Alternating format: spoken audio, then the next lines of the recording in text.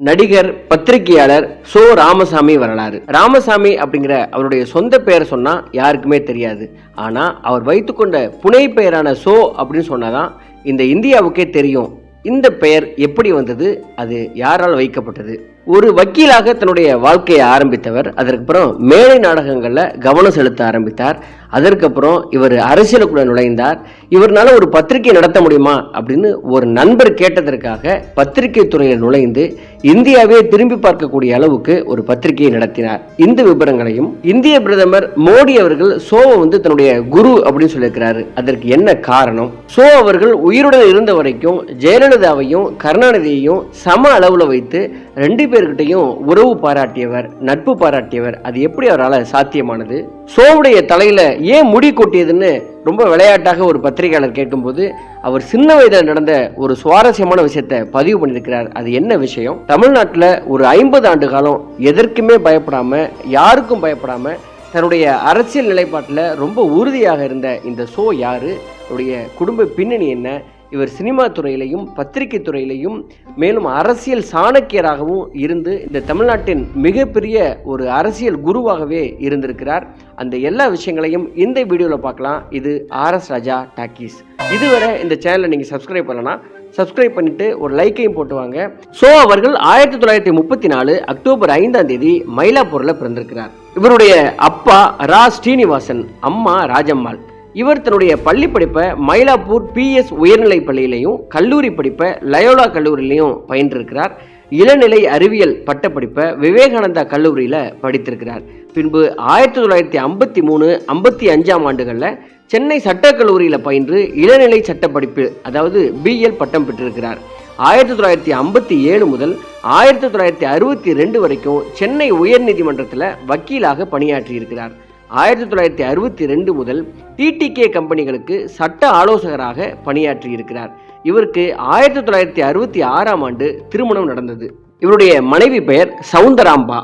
So அவர்களுக்கு ஒரு மகனும் ஒரு மகளும் இருக்கிறாங்க. இவருடைய சொந்த பெயரான ராமசாமி அப்படின்னு சொன்னா யாருக்குமே அவரை தெரியாது. சோ என்றாலும் சோ ராமசாமி என்று அழைத்தால் மட்டும்தான் எல்லாருக்குமே தெரியும். அப்படி தன்னோட பெயரோடு ஒட்டி கொண்ட சோ அப்படிங்கிற பெயர் அவருக்கு எப்படி வந்தது அப்படிங்கிறது ரொம்ப சுவாரஸ்யமான ஒரு விஷயம். 1950களில் நாடகங்களை எழுதி நடிக்க தொடங்கிய சோ சுமார் 20 நாடகங்களை எழுதி இயக்கி இருக்கிறார். 100க்கும் மேற்பட்ட திரைப்படங்களையும் நடித்திருக்கும் சோவிற்கு நாடகத்தில் ஈடுபாடு மிக மிக அதிகமாக இருந்திருக்கிறது. சோ தனது 20 வயதில் ஒரு நாடகம் பார்த்தபோது நடிப்புல ஆர்வம் வந்திருக்கிறது. அந்த ஆர்வத்தின் காரணமாக முதலாக கல்யாணி அப்படிங்கிற நாடகத்தில் ராமசாமி நடித்தார். அதன் பிறகு தொடர்ந்து பல்வேறு நாடகங்களில் நடித்து பெயர் பெற ஆரம்பித்தார். இவருடைய நாடகத்தில் ரொம்ப முக்கியமானது முகமது பின் துக்ளக் அந்த நாடகம் தான். அதன் பின்னர் திரைப்படமாகவும் அது ஆக்கப்பட்டது. அதனை தொடர்ந்து துக்ளக் அப்படிங்கிற அந்த பெயரை தன்னுடைய பத்திரிகைக்கும் பெயராக வைத்துக் கொண்டாருங்கிறது வரலாறு. பகீரதன் அப்படிங்கிறவர் எழுதிய தேன்மொழியால் என்ற மேடை நாடகத்திற்கு தான் சோவிற்கு சோ அப்படிங்கிற கதாபாத்திரத்தை ஏற்று நடிக்கக்கூடிய வாய்ப்பு கிடைத்திருக்கிறது. அந்த நாடகத்தில் அவர் ஏற்று நடித்த கதாபாத்திரத்தின் பெயரையே தன்னுடைய புனை பெயராக அவர் மாற்றிக்கொண்டார். அந்த பெயர் அவருடைய இயற்பெயரையே மறக்க செய்து விடும் அளவுக்கு ரொம்ப பாப்புலராக மாறிவிட்டது. இப்போது யாருக்கும் ராமசாமி அப்படின்னு சொன்னா கண்டிப்பாக தெரிவதற்கு வாய்ப்பே இல்லை. சோ அப்படின்னு சொன்னாதான் எல்லாருக்குமே தெரியும். அது ஒரு தீர்க்கதரிசியை போல அப்பொழுதே முடிவெடுத்திருக்கிறார். அந்த பெயரை அவர் வைத்திருக்கிறார். சட்டம் படித்து நாடகம், சினிமா அப்படின்னு தான் இயங்கும் தளத்தை வேறு திசைக்கு மாற்றிக்கொண்ட சோ பத்திரிகையாளராகவும் அதில் எழுதிய கட்டுரைகள் மூலமும் அரசியல் விமர்சகராக அறியப்பட்டார். பத்திரிகை துறையில் அவர் ஆற்றிய பணிகளுக்காக 1986ஆம் ஆண்டு வீரகேசரி விருது வழங்கப்பட்டது. 1994ல் கொயங்கா விருது உள்ளிட்ட பல்வேறு விருதுகள் அவருக்கு வழங்கப்பட்டன. இவர் எப்படி இந்த பத்திரிகை துறைக்கு வந்தாரு அப்படிங்கிறது ரொம்ப சுவாரஸ்யமான ஒரு விஷயம். ஸோ மேடை நாடகங்களிலிருந்து சினிமாவுக்கு வந்ததும் அதை விட ரொம்ப சுவாரஸ்யமான ஒரு சம்பவம் தான் சொல்லணும். அவர் நடித்த மேடை நாடகம் ஒன்று சிவாஜி கணேசன் நடிக்க சினிமாவாக மாறி இருக்கிறது. அப்பொழுது சோ அவர்கள் நடித்த வேடத்தில் நடிப்பதற்காக சினிமாவுக்கு இவர் வருந்தி அழைக்கப்பட்டிருக்கிறார். தன்னுடைய வீட்டுக்கு தெரியாம ரொம்ப தயக்கத்துடனேயே சினிமாவுக்குள் நுழைந்த சோ கிட்டத்தட்ட அதற்கப்புறம் 20 ஆண்டுகள் தொடர்ந்து சினிமாவில் ஒரு புகழ்பெற்ற நடிகராக தொடர்ந்திருக்கிறார். ரொம்ப கணீர்னு தனித்துவமான குரல், சமயோதினமான நையாண்டி, போகிற போக்கில் செய்கிற கேலிகள் தவிர்த்து அவர் ஒரு நல்ல ஸ்லாப்ஸ்டிக் காமெடியனாகவும் தமிழ் சினிமாவில் நிலை பெற்றார். கிட்டத்தட்ட அனைத்து முன்னணி நடிகர்களுடனும் நூற்றுக்கணக்கான சினிமாக்களில் தொடர்ந்து இடம்பெற்று வந்தார். எம்ஜிஆரின் கட்சியான அதிமுகவை அவர் கடுமையாக விமர்சனம் செய்த போதிலும் கூட எம்ஜிஆரின் பல படங்களில் தொடர்ந்து காமெடி ரோல்களை ஷோ செய்து வந்தார். அவர் 70களில் திமுகவை கடுமையாக எதிர்த்து காமராஜர் ராஜாஜிக்கு ஆதரவாக பிரச்சாரம் செய்த பொழுதும் துக்ளக் ஆரம்பித்த நேரத்திலையும் அவர் தமிழ்நாட்டில் பரவலாக அறியப்பட்ட ஒரு பிரபலமான காமெடி நடிகராக இருந்தார்.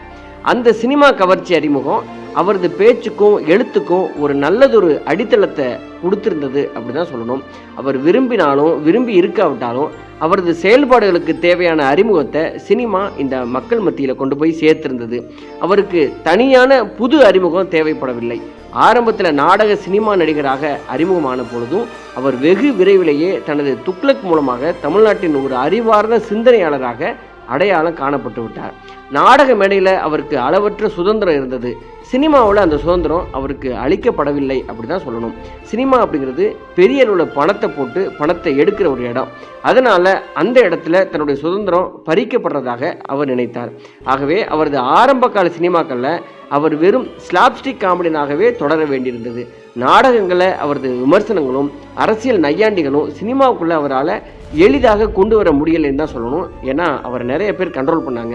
எம்ஜிஆருக்கு பயந்தும் தமிழ் சினிமா செயல்பட்டு வந்தது. அப்போது அதை மீற ஷோ தனது சொந்த தயாரிப்புகளையும் ஒரு சில துணிவான காங்கிரஸ் ஆதரவு தயாரிப்பாளர்களின் சினிமாக்களையுமே ஓரளவு சார்ந்து இயங்க வேண்டி வந்திருக்கிறது. ஷோ தனது முகமது பின் துக்ளக் நாடகத்தை சினிமாவாக மாற்ற முனைந்த பொழுது திமுகவின் சார்பாக எம்ஜிஆர் அதற்கு கடுமையான எதிர்ப்பு தெரிவித்திருக்கிறார். அந்த சினிமாவுக்கு எவரும் உதவக்கூடாது அப்படின்னு ரொம்ப ஓப்பனாக மிரட்டலும் விடுத்தாராம். எம்ஜிஆரின் மிரட்டலையும் மீறி எம்எஸ் விஸ்வநாதன், மனோரமா, சுகுமாரி போன்ற ஒரு சில நண்பர்கள் மட்டும்தான் ஷோவுக்கு உதவி இருக்கிறாங்க. எம்ஜிஆரின் கோரமான அராஜக முகத்தை வெளிப்படுத்திய தருணம் முகமது பின் துக்ளக் சினிமா அப்படின்னு ஷோ பதிவு பண்ணியிருக்கிறார்.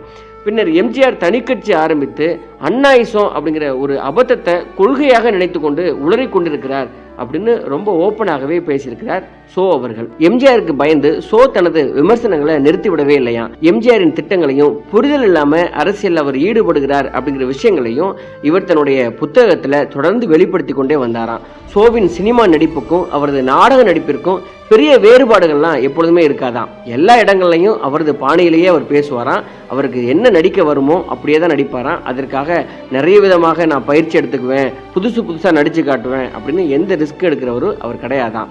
அந்த சினிமா தளத்தை தன்னுடைய அறிவார்ந்த விஷயங்களுக்காக பயன்படுத்தி கொண்டார் அப்படின்னு தான் ஷோவை அறிந்தவர்கள் அவரை பற்றி பதிவு பண்ணுறாங்க. சென்னை பாஷை அவருக்கு ரொம்ப ஈஸியாக வந்திருக்கிறது. அவரது முதல் படம் துவங்கி பல படங்களில் சென்னை குப்பத்து தமிழில் பேசி நடித்து வந்திருக்கிறார். இரட்டை வேடங்களை நடிக்கும் பொழுது ஒரு கதாபாத்திரத்துக்கு சென்னை பாஷையை கண்டிப்பாக அவர் பயன்படுத்துவாராம். அவரது காமெடிக்காக பொம்மலாட்டம், தேன்மலை போன்ற படங்கள் பெரும் வெற்றி பெற்றிருக்கிறது. ஷோ வசனம் எழுதி இயக்கிய சில சினிமாக்கள்ல அவர் சற்று சுதந்திரமாக அரசியல் விமர்சனங்களை செய்ய முடிந்திருக்கிறது. உண்மையே உன் விலை என்ன, யாருக்கும் வெட்கமில்லை, முகமது பின் துக்ளக் போன்ற அவரது நாடகங்கள் சினிமாவாகவும் வந்து ஓரளவு வெற்றியும் பெற்றிருக்கிறது. அவர் கதை வசனம் எழுதிய பொம்மலாட்டம், நினைவில் நின்றவள், பணம் பத்தும் செய்யும், மனம் ஒரு குரங்கு, தேன்மலை, 1000 பொய், மிஸ்டர் சம்பத் போன்ற படங்கள் அவரது வசனங்களுக்காகவும் காமெடிக்காகவும் வெற்றிகரமாக ஓடிய படங்கள். ஒரு கட்டத்தில் சினிமாவோட தன்னால் சுதந்திரமாக இருக்க முடியாது அப்படிங்கிறத உணர்ந்து சினிமாவில் நடிப்பதை நிறுத்தி கொண்டாராம். இருந்தாலும் கமலஹாசனின் காதலா காதலா சினிமா மிரட்டல்களினால தடைப்பட்ட பொழுது தன்னுடைய முகமது பின் துக்ளக் தடைப்பட்டதை நினைவு கூர்ந்து அந்த சினிமாவில் நடித்திருக்கிறார். சினிமாவிலையும் அரசியல்லையும் மிரட்டல்களையும் அராஜகங்களையும் முதல் ஆளாக நின்று எதிர்த்து வந்தவர் ஷோன்னு சொல்றாங்க. தன்னுடைய நாடகங்களை தொலைக்காட்சி தொடர்களாக நீட்டித்து அவற்றிலும் தொலைக்காட்சி தொடர்கள் பிரபலமாக இருந்த 90களில் நடித்து வந்திருக்கிறார். அந்த தொடர்களில் அவருக்கு சினிமாக்களை விட அதிக சுதந்திரம் இருந்ததான். அவரது சரஸ்வதியின் செல்வன், எங்கே பிராமணன் போன்ற தொலைக்காட்சி தொடர்கள் பெரும் வெற்றி பெற்றிருக்கிறது. தனது சினிமா அனுபவங்களை அதற்கு பின்னர் துக்ளக்கில் திரையுலகை திரும்பி பார்க்கிறேன் அப்படிங்கிற எழுதியிருக்கிறார். ஸோ ஒரு சினிமா நடிகராக தொடர்ந்து 20 ஆண்டுகளுக்கு மேலாக செயல்பட்டு வந்தாலும் கூட தமிழ் சினிமாவின் மீதும் அதன் கலைத்தன்மை மீதும் அவருக்கு பெரிய அபிமானம்லாம் எதுவுமே இல்லையா. அவர் வெகுவாக வியந்து பாராட்டிய ஒரு சில சினிமாக்களும் கூட சங்கராபரணம், சிபிஐ டைரி குறிப்பு போன்ற பிற மொழி படங்களாக தான் இருந்திருக்கிறது. துக்ளக் பத்திரிகையில் சினிமாவுக்கு என்று அளிக்கப்பட்ட ஒரே இடம் போஸ்ட்மார்ட்டம் அப்படிங்கிற சினிமா விமர்சனமும் அதற்காக சம்பந்தப்பட்ட இயக்குனரின் பதில் மட்டும்தான். தமிழ் சினிமாவின் அபத்தங்களை, அதன் கோமாளித்தனங்களை, மிகை நடிப்புகளை, யதார்த்த மென்மைகளை, செயற்கைத்தனங்களை, கதாநாயக ஆராதனைகளை கடுமையான கூரிய கத்தி கொண்டு கிழித்தது துக்ளக்கின் போஸ்ட்மார்ட்டங்கள். கிட்டத்தட்ட அனைத்து தமிழ் சினிமாக்களையுமே துக்ளக்கோட விமர்சனங்கள் குத்தி கிழித்தது, ரத்த கலரியாக்கி இருக்கிறது அப்படின்னு சொல்றாங்க. சோ அவர்கள் தமிழின் அபாரமான மேடை பேச்சாளர்னு சொல்றாங்க. மேடை பேச்சு அப்படிங்கிறது ரொம்ப அலங்காரமான அடுக்கு மொழியில இருக்கணும்னு அவசியம் இல்லை அப்படிங்கிறது அவருடைய கொள்கை. 1971 தேர்தலின் போது காமராஜர் தலைமையிலான பழைய காங்கிரஸ் கட்சியின் முக்கியமான மேடை பேச்சாளராக உருவானவர் சோ ராமசாமி. அவர் பேச ஆரம்பித்த உடனேயே பல்லாயிரக்கணக்கான கூட்டத்தின் ஆரவாரம் அடங்கி அமைதி வந்துடுமா, அலங்காரம் இல்லாத பேச்சாக இருக்கும்னு சொல்றாங்க. இவருடைய பேசுற ஸ்டைல் என்னன்னா, பொதுவாக மேடையில் இருக்கிற எல்லாருடைய பேரையும் சொல்லி வாங்க வணக்கம் இப்படி எல்லாம் சொல்லாம நேரடியாக அனைவருக்கும் வணக்கம் அப்படின்னு சொல்லிட்டு நேரடியாக விஷயத்துக்கு வந்து வருவது இவருடைய ஸ்டைலு. அவரது பொதுக்கூட்டங்களில் சுமார் 1 மணி முதல் 2 மணி நேரம் வரைக்கும் அவர் பேசுவாராம். நடப்பு அரசியல், அதன் மீதான அவரது விமர்சனங்கள், அவரது எதிர்பார்ப்புகள் அப்படின்னு ரொம்ப கச்சிதமாக, நேர்த்தியாக, தெளிவான உரையாக பேசக்கூடியவராம். ஸோ ஒரு ஊரில் பேசுகிறார் அப்படின்னா 10,000 லட்சக்கணக்கான அவர் பேசுவதை கேட்க கூடுவாங்களாம். எந்த ஒரு அரசியல் கட்சியையும் சாராம ஒரு பத்திரிகையாளராக, ஒரு சிந்தனையாளராக அவர் பேசுவதை கேட்க தமிழ்நாட்டில் கூடிய கூட்டம் வேறு எந்த ஒரு தனி ஆளுமைக்கும் கூடியது கிடையாதுன்னு சொல்றாங்க. ஸோ அவர்கள் துக்ளக் பத்திரிகை ஆரம்பித்தது ரொம்ப சுவாரஸ்யமான ஒரு கதைன்னு சொல்றாங்க.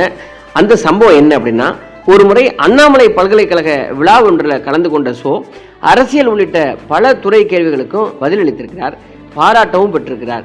அவங்க வீடு திரும்பும்போது கூட வந்த ஒரு நண்பர், நடிகராக இருக்கக்கூடிய நீ உனக்கு தெரியாத அரசியலை பற்றி ஏன் பேசுகிற அப்படின்னு அவரை திட்டிருக்கிறாரு. ஸோ சொல்லியிருக்கிறாரு, எனக்கும் அரசியல் தெரியும் அப்படின்னு பேச்சு தொடர்ந்துருக்கிறது. முடிவில் அந்த நண்பர், உனது அரசியல் அறிவை பத்திரிகையில் வெளிப்படுத்தி பாராட்டு வாங்க முடியுமா, இப்படிலாம் போகிற இடத்துல சும்மாலாம் எந்த விஷயம் இல்லாமல் பேசிகிட்டு இருக்கக்கூடாது அப்படின்னு சவால் துணையில் பேச உடனே சொல்லியிருக்கிறாரு, நானே பத்திரிகை ஆரம்பித்து எனது அரசியல் அறிவை வெளிப்படுத்த போகிறேன் பார் அப்படின்னு சொல்லி சவாலை ஏற்று 20 நாட்களில் ஆரம்பித்த பத்திரிகை தான் துக்ளக்குன்னு சொல்கிறாங்க. நடிப்பில் பிரபலமான முதல் நாடகம் சம்பவாமி யூகே. அப்போது தமிழகத்தில் பக்தவத்சலம் ஆட்சி நடைபெற்றது. அந்த ஆட்சியை மறைமுகமாக சாடி சில வசனங்கள் அந்த நாடகத்தில் இடம்பெற்றிருக்கிறது. எனவே தமிழக அரசு அந்த நாடகத்தை தடை செய்யவே அதை எதிர்த்து உயர்நீதிமன்றத்தில் வழக்கு தொடுத்திருக்கிறார்.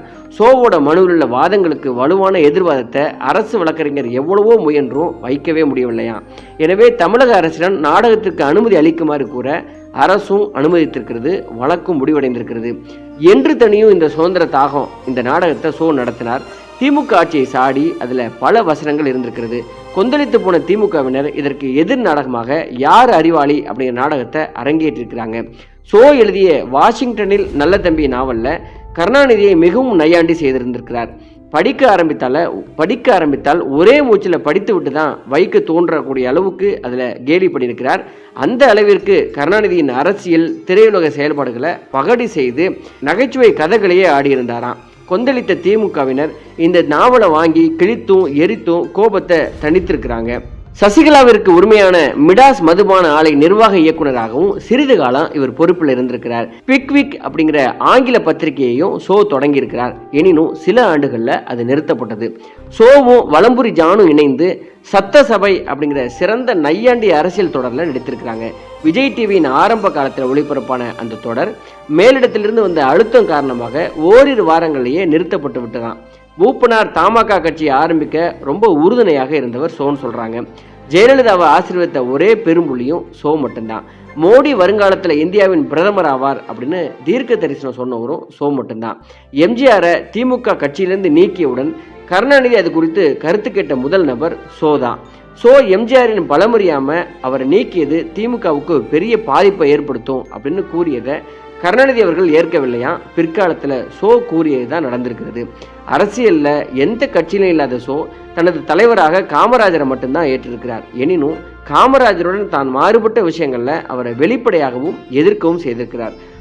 கருணாநிதி, எம்ஜிஆர், ஜெயலலிதா ஆகிய மூவருக்குமே அரசியல் ரீதியிலான எதிர்ப்பாளராக விளங்கினாலும் தனிப்பட்ட முறையில் அவர்களுடன் நல்ல நட்பை தொடர்ந்திருக்கிறார். இவருடைய இந்து மகா சமுத்திரம் அப்படிங்கிற நூல் 6 தொகுதிகளை உள்ளடக்கியது. அர்த்தமுள்ள இந்து மத நூலை அடுத்து இந்து மத ஆர்வலர்கள் பலரின் வரவேற்பை பெற்ற நூல் இதுன்னு சொல்லணும். சென்னை பாஷையை திரையுலகில் பிரபலமாக்கிய முதல் நடிகர் தான். பிராமணரான இவர் தனது முதல் படத்திலேயே சென்னை பாஷையை ரொம்ப துல்லியமாக பேசி ரசிகர்களை அசத்தியது குறிப்பிடத்தக்கதுன்னு சொல்றாங்க. இவர் திரைப்படங்கள்ல எம்ஜிஆர், சிவாஜி, ரஜினிகாந்த், கமலஹாசன் உள்ளிட்ட எல்லா முன்னணி நடிகர்களுடனும் இணைந்து நடித்திருக்கிறார். 1999ஆம் ஆண்டு முதல் 2005 வரைக்கும் மாநிலங்களவை உறுப்பினராகவும் பொறுப்பு வகித்திருக்கிறார். சோ அவர்கள் வாலிப பருவத்தில் தலையில முடியுடன் இருந்த சோ ராமசாமி அதன் பிறகு முழுவதும் மொட்டை தலையுடன் தான் இருந்திருக்கிறார். சோ அவர்கள் தனது தலையில முடி கொட்டியதற்கான காரணத்தை ஒரு விழாவில் ரொம்ப சுவாரஸ்யமாக பதிவு பண்ணியிருக்கிறார். அது என்ன விஷயம் அப்படின்னா, பள்ளியில படித்துக் கொண்டிருக்கும் போது அங்கு வேலை பார்த்த ஒரு வாத்தியார் எப்பொழுதுமே மேசை மீது சாய்ந்தே இருப்பாராம். அந்த வாத்தியாரை அவர் மேசை மீது சாயாமல் இருப்பதற்காக மேசையில ஒரு நாள் சோ அவர்கள் இங்க தடவி வைத்து விட்டாராம். ஆனா அப்போது இவருடைய கிளாஸ் மானிட்டர் சீதாராமன் அப்படிங்கிறவர் வந்து அந்த இங்க ஒட்டி கொண்டு போய் விட்டாராம். அதன் பிறகு அவர் நேராக ஹெட் மாஸ்டர்கிட்ட போய் சொல்லி அது பெரிய பிரச்சனையாக மாறிவிட்டாராம். அதே போல கிளாஸ்ல எப்பொழுது சோ அவர்கள் என்ன பண்ணாலும் அந்த சீதாராமன் சோவோட தலையில கொட்டி விடுவாராம். அதனாலதான் அவன் கொட்டி என்னுடைய முடியெல்லாம் கொட்டி போச்சு அப்படின்னு ரொம்ப சுவாரஸ்யமா இந்த விஷயத்தை பதிவு பண்ணியிருக்கிறார். திரைப்பட நடிகை ரம்யா கிருஷ்ணன் அவர்களுக்கு சோ ராமசாமி மாமா முறை உறவினர் ஆவார். துக்ளக் அப்படிங்கிற அரசியல் இதுல சோ ராமசாமி 1970 தை மாதம் முதல் நாள் துவங்கி இருக்கிறார். தனது அரசியல் இதழ்ல சோ அவர்கள் விமர்சிக்காத அரசியல் தலைவர்களே இல்லைன்னு சொல்லலாம். இந்திரா காந்தி, கருணாநிதி, ஜி.கே. மூப்பனார், எம்ஜிஆர், ஜெயலலிதா, என்டிஆர், அத்வானி, சோனியா காந்தி, மன்மோகன் சிங், ப. சிதம்பரம் என பலரை தனது ஆசிரியர் பக்கத்துல நேரடியாக தாக்கி கட்டுரைகள் எழுதுவது அவருடைய ஸ்டைல்னு சொல்றாங்க. கருணாநிதி, எம்ஜிஆர் என 2 பேரையும் டார்கெட் செய்து விமர்சித்தவர் சோ ராமசாமி. முக்கியமாக எம்ஜிஆரை விமர்சிப்பதில் பெரும் ஆர்வம் கொண்டிருக்கிறார். மேலும் எம்ஜிஆரின் அதிமுக கட்சி சரியான அடிப்படை கொள்கை இல்லாதது அப்படின்னு கடுமையாக தாக்கியும் எழுதுவாராம். ஆனா இதே சோ ஜெயலலிதா அதிமுகவின் பொதுச் செயலராக இருந்து கட்சியை நடத்தி வந்த பொழுது பெரிதாக கட்சியின் அடிப்படை கொள்கை பற்றி எந்த விமர்சனமும் வைக்கவில்லை. ஈழத்தில் விடுதலை புலிகள் இயக்கத்தை நேரடியாக எதிர்த்தவர் சோ ராமசாமி. 1996 ஜி.கே. மூப்பனாரின் தமிழ் மாநில காங்கிரஸ் கட்சியை கலைஞர் கருணாநிதியுடன் கூட்டணி அமைக்கவும் ரஜினிகாந்த் அவர்கள் ஜெயலலிதாவிற்கு எதிராக குரல் கொடுக்கவும் முக்கிய காரணமாக இருந்தவர் சோ ராமசாமி அப்படின்னு கூறப்படுகிறது. மேலும் 1999 திமுக பாஜக கூட்டணி அமைய பின்னணியில உழைத்தவரும் சோ ராமசாமி. அதே போல 2011 விஜயகாந்த் அவர்கள் அதிமுகவுடன் கூட்டணி அமைக்க பேசி உடன்பாடு ஏற்பட உதவி செய்தவரும் சோ ராமசாமி. இவர் பாஜகவுடன் நெருக்கமான உறவில் இருந்ததுனாலதான் வாஜ்பாய் அவர்கள் பிரதமராக இருந்த பொழுது ராஜ்யசபா உறுப்பினராக பொறுப்பு வழங்கப்பட்டிருக்கிறது. மேலும் 2014ஆம் ஆண்டு நாடாளுமன்ற தேர்தலின் போது நரேந்திர மோடிக்கு பெருமளவு இவர் ஆதரவு அளித்திருக்கிறார். மோடி சோ அவர்களை தனது ராஜகுரு அப்படின்னு குறிப்பிட்டு பேசியிருக்கிறார். திரைக்கதை எழுத்தாளர், நாடக எழுத்தாளர், இயக்குனர், நடிகர், அரசியல்வாதி, இதழ் ஆசிரியர் அப்படின்னு பன்முகத்தன்மை கொண்டவர் சோ.